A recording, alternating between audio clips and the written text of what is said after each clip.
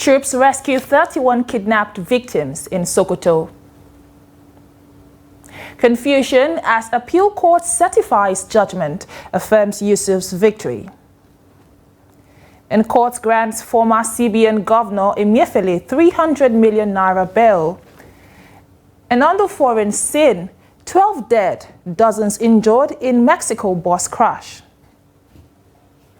Hello and welcome to the news update on Trust TV. My name is Chiamaka Enendu. Thank you for joining us.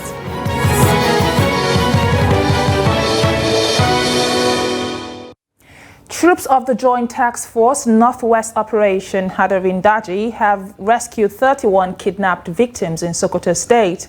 And this followed a series of clearance operations by the task force at the terrorist enclaves in its areas of operations in the Northwest. In a statement made available on Wednesday in Gusau, the spokesperson for Operation Hadarindaji, Captain Yahaya Ibrahim, said the troops in a recent clearance operation conducted on Tuesday in the Tangaza local government area of Sokoto State cleared Al Yafulani village and Buani Forest, where 30 kidnapped persons were rescued. He added that all bandits' hideouts discovered by the troops were destroyed as the terrorists abandoned their captives and fled from their camps before the arrival of the aggressive troops. The troops also proceeded to Goboro village, where one female kidnapped victim was rescued. And barely 48 hours after gunmen abducted the father of the vice chairman of Kwali Area Council of the FCT alongside 6 others in Yewuti village in Kwali, 8 women were again abducted on a farm in Gombe village in Gwarwada chiefdom in Kuje Area Council of the territory. A resident of Gwarwada, Usman Yakubu, said the incident happened on Monday. He said the women were harvesting Benny seeds when the gunmen wielding AK-47 rifles appeared and surrounded them. A chief from a village in the chiefdom who preferred anonymity confirmed the abduction, said 4 among the women are one home, and the FCT police command is yet to issue a statement on the incident. And the Commissioner of Police in Adamawa State, Afolabi Babatola, has strongly condemned the recent conflict between some police and military officers at the Target Junction in Yola North local government area, which resulted in an exchange of fire and brutal attacks on the police facility that led to the death of Inspector Jacob Daniel. The CP has therefore ordered an immediate investigation into the matter to ensure justice is served and peace is restored. In a statement made available to newsmen, the CP assured of the command's commitment to protecting the lives and property of citizens. He said the importance of collaboration between sister security agencies was also highlighted in safeguarding the fundamental rights of security operatives, which would enable them to fulfill their sacred duty to serving and protecting the public. The police boss called for calm, assuring the public that the top management of both security agencies are working to address the situation in a legal and judicious manner. And he warned that attacks on security officers in the line of duty will no longer be tolerated under any guise, adding that any unwarranted conflicts will be dealt with in accordance with the extant laws. And in the meantime, the Adamawa State Governor, Umaru Fintiri, has called on the people of the state to remain calm and go about their businesses, describing Tuesday night's gunshots in Yola, the Adamawa State capital, as unfortunate. And this was contained in a statement made available to newsmen on Wednesday by the Chief Press Secretary to the Governor, Humwashi Yonoshiko. According to the statement, the governor appealed for tolerance among security agencies, describing the incident as unacceptable at a time of peace building. And while regretting the ugly incident, this led to the clash between the soldiers and the police. Governor Fintiri disclosed that government is on top of the situation and appealed to the parties to exercise restraint in the overall peace of the state. And he urged all security personnel on special assignment to remain at the duty post and to conduct themselves with a high sense of maturity. And joining us via phone call to give an update is a Yola-based journalist, Hindi Livinus. Hello, Hindi. Thanks for joining us on the news this afternoon. Can you please tell us what led to the clash in the state? Yesterday, at about midnight, the residents of Yola were awoken to sporadic gunshots, which is reminiscent of, trauma many of them faced, at the height of the insurgency. So many residents, were all like had to go to bed with bated eyes. And the context of it was that there was a military personnel who was on pass from Jalingo, 6th Brigade. He came to a checkpoint, a search and stop checkpoint mounted at Target Junction in Yola, the state capital. So somehow they had an altercation with some of the policemen on that checkpoint.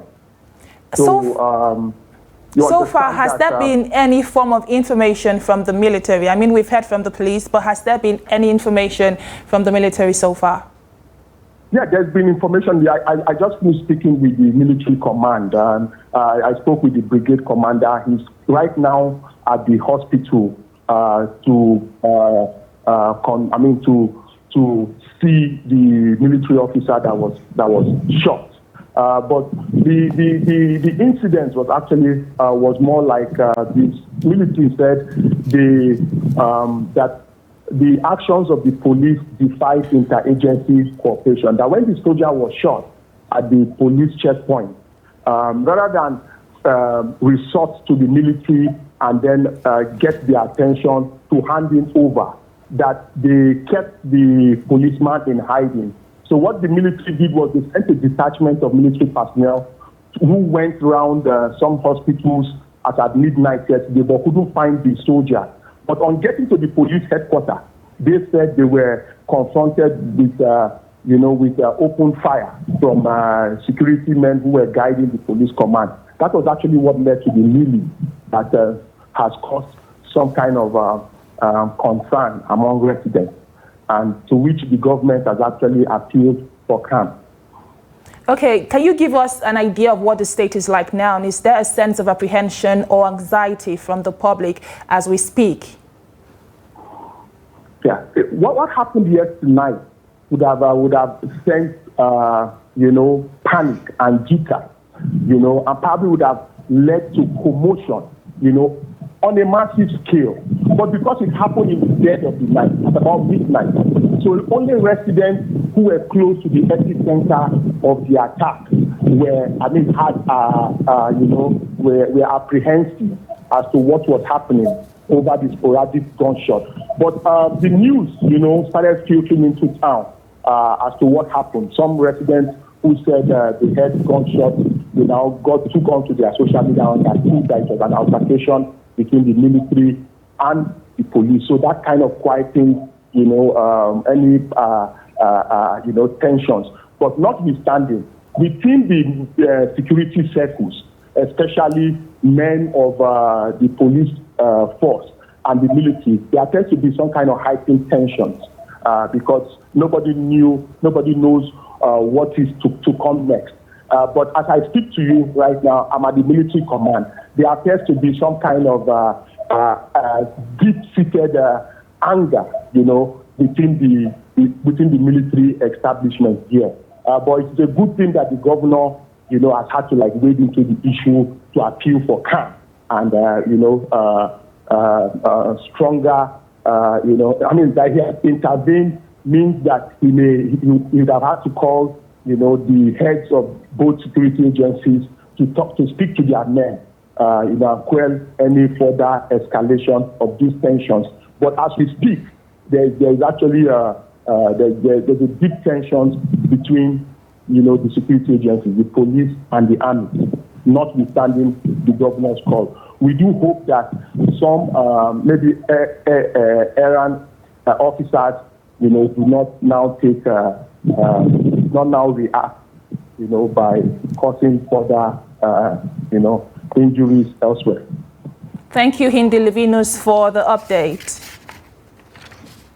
And moving on now to other stories, Kano State Attorney General and Commissioner for Justice Haruna Issa Dederi says the certified copy of the appeal court judgment on Kano State governorship election has affirmed the victory of Abba Kabiru Yusuf as duly elected governor of Kano State.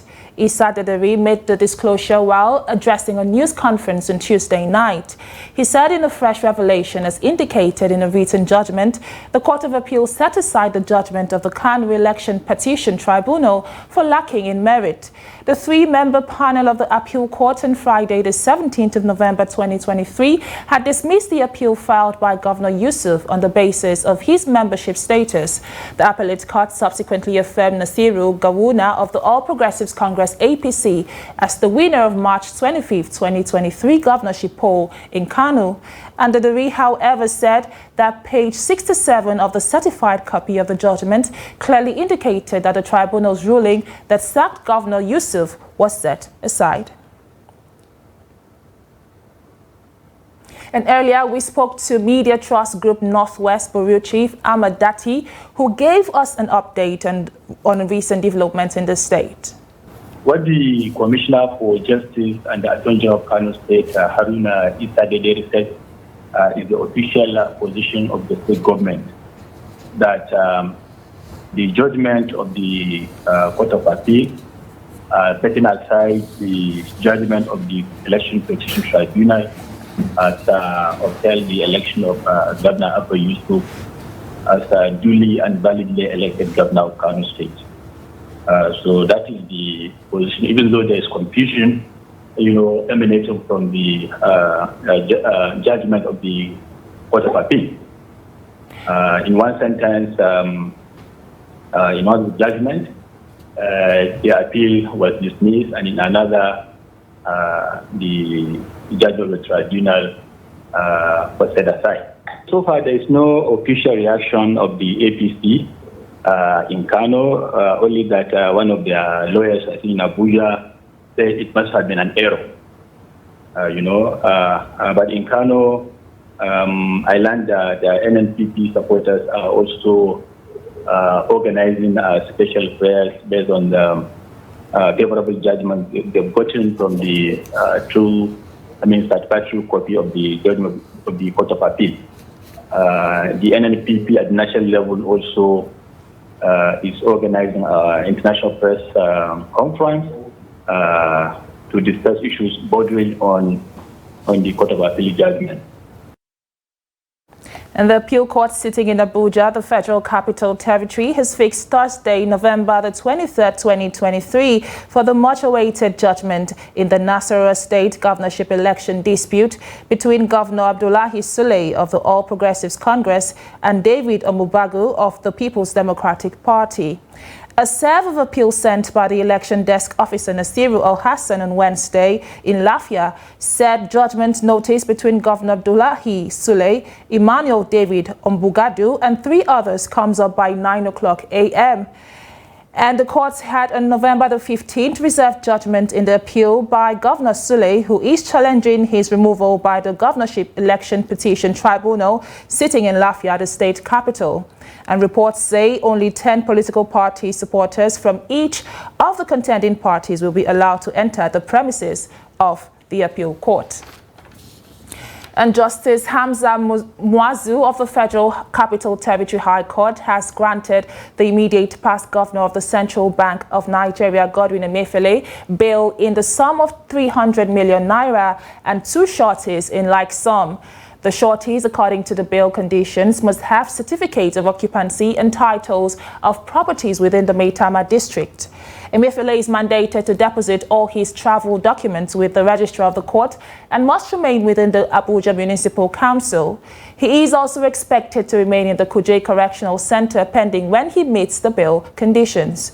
Emefiele was absent Wednesday morning for the ruling on the bail application, and his lawyer Matthew Boka, however, said it was normal as he is already at the Kuje Correctional Center.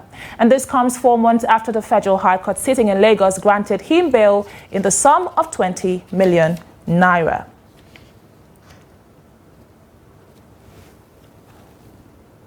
And you're still watching News Update on Trust TV. Still to come. Tanker drivers urge federal government to rehabilitate major highways.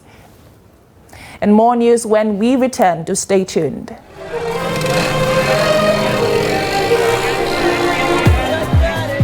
Welcome to Trust TV, where we document the Nigerian story.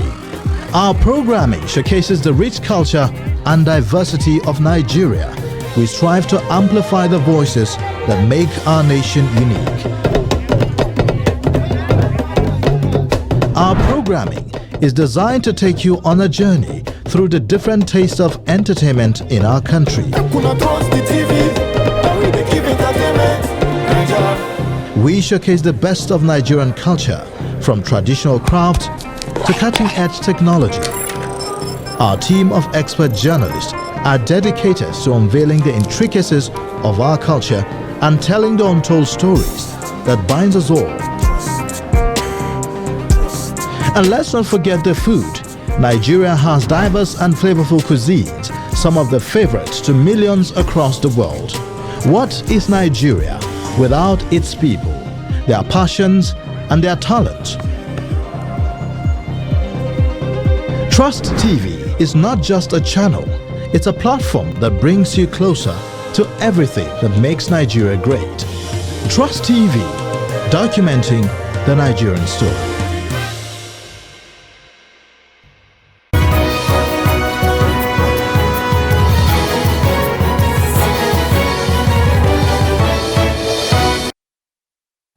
Welcome back, and you're still watching news updates on Trust TV. And here is a recap of the major stories. Troops rescue 31 kidnapped victims in Sokoto. Confusion as appeal court certifies judgment affirms Yusuf's victory. And moving on, the Speaker of the Plateau State House of Assembly, Moses Sule, and his deputy, Gotan Fom, have resigned their positions from the House.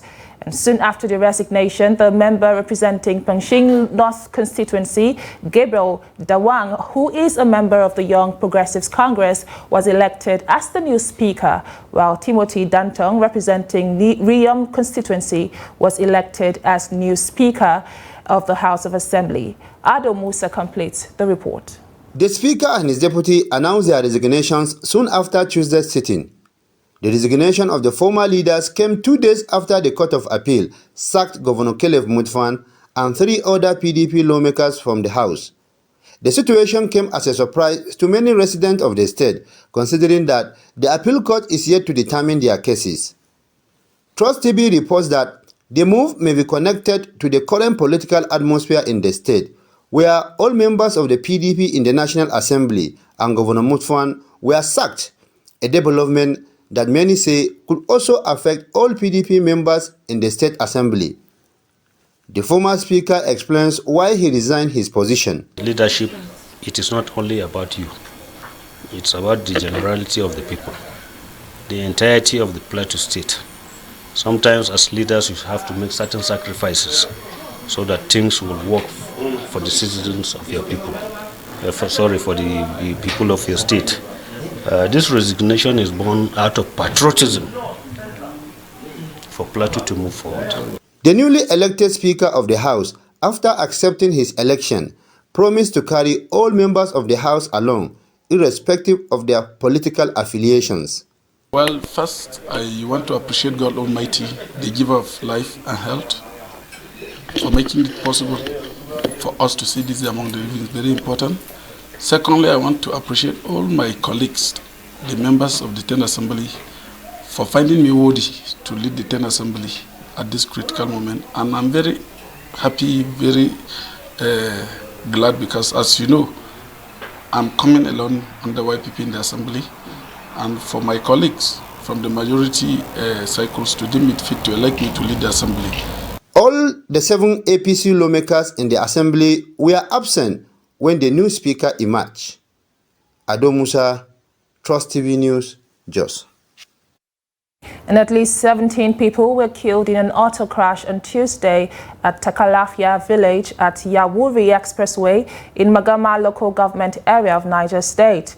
The FRSC Public Education Officer BZ Kazim confirmed the accident in a statement he issued in Abuja. Kazim explained that the accident occurred at about 3 a.m., adding that it involved 229 people, comprising 220 male adults, 4 female adults, and 5 male children. According to him, the crash involved a DAF-articulated vehicle engaged in speed violation, resulting in loss of control. Kazim said that 206 male adults, 1 female adult, and 1 male child were rescued but had different degrees of injuries. And tanker drivers have called on the federal government to focus on total rehabilitation of the major highways to ensure ease in the movement of goods across the country. And veteran tanker drivers Ayode Moses and Sulaiman Adediran made the call while speaking to Trust TV at the Lagos-Ibadan toll gate. The report. While lamenting the spate of bad roads in the country, they noted that such roads not only slow the movement of goods and inflammable products, but also cause auto crashes across the nation. We are facing too much challenges because the road is not good at all. It's not good at all. Even though there's some of accident is happen, so the bad road is causing it. The road is very bad. From Oyo State here to Jeba, it's not good. From Jeba to Bida, it's not fair. A Kano-based tanker driver and member of the Federal Inland Authority, Suleiman Abdurrahman, said the roads from Oyo, Ilorin to Kano prolong their journeys due to their bad nature and called for measures to be put in place to guarantee the safety of lives and properties on the highway. Well, we are facing a lot of challenges. Both tanker drivers, both truck drivers, in fact, they are facing a lot of challenges on this road, especially from Ibadan to Ilorin to Jeba, going to the northern side. We are facing a lot of challenges because the whole road has been dilapidated. We beg government to do the road for us. When the road is good, so they will carry food, come to our place where we will go and buy. It's plenty. So there are many areas that government help the people. So because when they are trying to do the road, so it's very easy for the tanker move here and there. There's no more accident. So it will help the people and save the life of the people safe. A national trustee of the Petroleum Tanker Drivers Branch of the Nigerian Union of Petroleum and Natural Gas Workers, Salmon Oladiti, warned that many fuel distributing companies could go out of business due to the worsening state of Nigerian roads, which, if left unattended to, could widen the unemployment gap. Oladiti raised alarm over the inability of tanker drivers to deliver products across the country, a situation which, according to him, has further worsened the scarcity of petroleum products with adverse effect on the lives of many Nigerians. If you pass through Benin Wari or Benin Ukini Lokoja, that area is worst, not worse, worst. Olombo, between Wari and Benin, our tanker spent a week. He urged the federal government to immediately put in place a viable framework to address Nigeria's road infrastructure deficit. Away from Nigeria, at least 12 people died and 58 others were injured on Tuesday when a bus overturned on the highway in Mexico's South City state of Veracruz, local government area officials have said. The accident occurred early on Tuesday on the highway linking the towns of La Tijana and Acuyusan, authorities said on social media. A source in Mexico's National Guard said the crash was apparently due to the driver's error. The Veracruz government said that a massive emergency service response was initiated due to the magnitude of the accident. And dozens of people were taken to hospitals in the area, including 7 crash victims who were in serious condition, according to security personnel. And in sports, the Nigeria Premier Football League Board has fined Sporting Lagos 1 million naira for security breach. The Sporting Lagos was sanctioned for failing to provide adequate security during their matchday 9 encounter against Heartland on Sunday. The encounter ended in a 1-1 draw at the Mobolaji Johnson Arena on Nikon, Lagos, and according to the NPF, Sporting Lagos must pay the fine within 14 days or risk further sanctions. The club have been ordered to implement an effective matchday security arrangement to avoid a reoccurrence and also organize a reorientation program for their supporters. The club has 48 hours to appeal the sanction. And with that, we've come to the end of news updates. Do not forget to follow us on all our social media platforms and join our YouTube live stream for more news, programs, and documentaries. My name is Chiamaka Nendu. Thank you for watching.